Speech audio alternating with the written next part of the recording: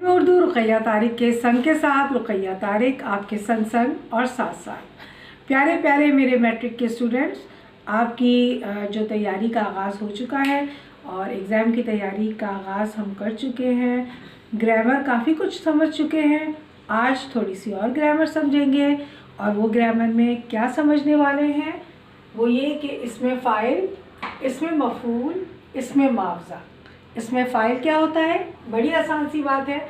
इसमें फ़ाइल ऐसा इस्म जो किसी का असली नाम ना हो बल्कि किसी का प्रोफेशन हो, जो वो काम करता हो, उससे हम रिलेट करके उसको कोई नाम देते हैं।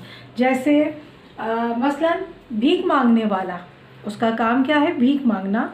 आजकल तो ये प्रोफेशन भी बन चुका है ना। तो भीख मांगने वाला, उससे मुमासलत करते हुए जो हम नाम दे रहे हैं वो है भिखारी। ठीक है, ये हो गया इसमें फ़ाइल। इसी तरह घड़ी बनाने वाला, घड़ी बनाने वाले को हम कहते हैं घड़ी साज, यानी घड़ी बनाने वाला। मतलब भी ज़ाहिर हो रहा है, ये भी पता चल रहा है कि घड़ी साज यानी घड़ी बनाने वाला, ये भी क्या हो गया? इसमें फ़ाइल हो गया।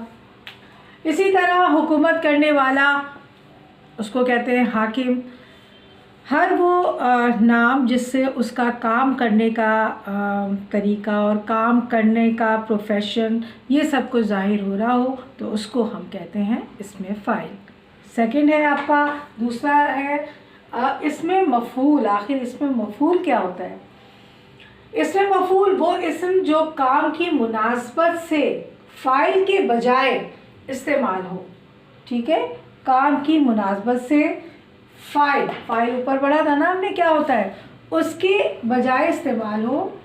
जैसे लफ्ज़ है हमारा हिफ्ज़, फ़ाइल बन गया हाफिज़ यानी हिफ्ज़ करने वाला। और मफ़ूल जिस पर ये चीज़ अट्रैक्ट कर रही हो वो है महफूज। ज़ाहिर है पता होना चाहिए कि हिफ्ज़ क्या होता है। हिफ्ज़ कोई भी चीज़ को हम महफूज कर लेते हैं। जैसे हाफिज़ जो है वो कुरान को हिफ्ज़ कर लेते हैं यानी महफूज कर लेते हैं। ठीक है, आगे बढ़ते हैं। ज़िक्र, ज़ाकिर, मज़कूर। ठीक है, जबर, लफ्ज़ है हमारा जबर, इसका फ़ाइल हुआ जाबिर और मफ़ूल हो गया मजबूर। उसके ऊपर जिस पर जुल्म हो रहा है वो क्या हो गया? बेचारा मजबूर। हुक्म, हाकिम, महकूम।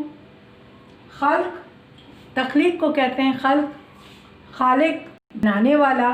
और मखलूक जो चीज़ बनकर आई है वो क्या हो गई? मखलूक। ठीक है, ये क्या हो गया? ये मफ़ूल हो गया, ये हो गया फ़ाइल और ये आपका लफ्ज़ था। ठीक है, उम्मीद करती हूँ कि आपको इसमें फ़ाइल और इसमें मफ़ूल अच्छी तरह से समझ में आ गया होगा। और आगे मैं समझाऊंगी आपको इसमें मुआवज़ा। बच्चों अब अच्छी तरह से आप इसमें मुआवज़ा भी समझ लीजिए। मुआवज़ा का नाम आते ही जहन में आ गया होगा कि पैसा और उजरत। ठीक है, इसमें मुआवज़ा वो इस्म जो किसी काम के मुआवजे या उजरत के मायने दे। ठीक है, आप टेलर से कपड़े सिलवाते हैं तो आप क्या दे रहे होते हैं? सिलाई। ओ अरे भाई ये आपकी सिलाई है।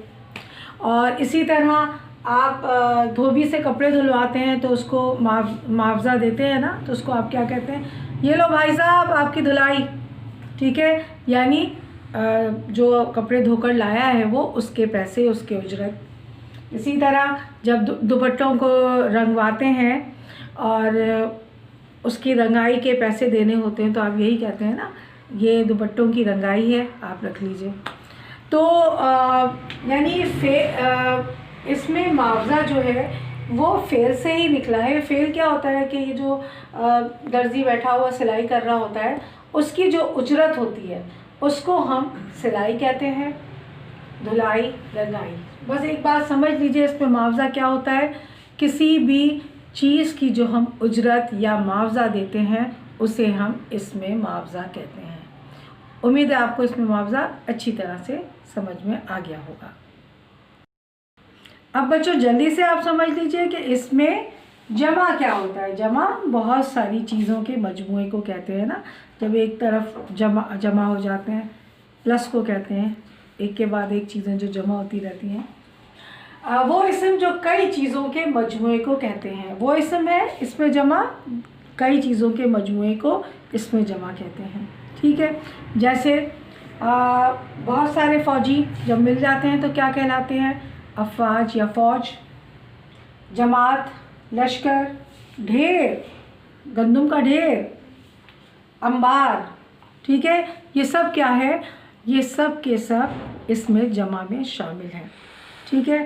امید کرتی ہوں کہ قواعد میں جو کچھ میں آپ کو سمجھا رہی ہوں وہ اچھی طرح سے سمجھ میں آ رہا ہوگا۔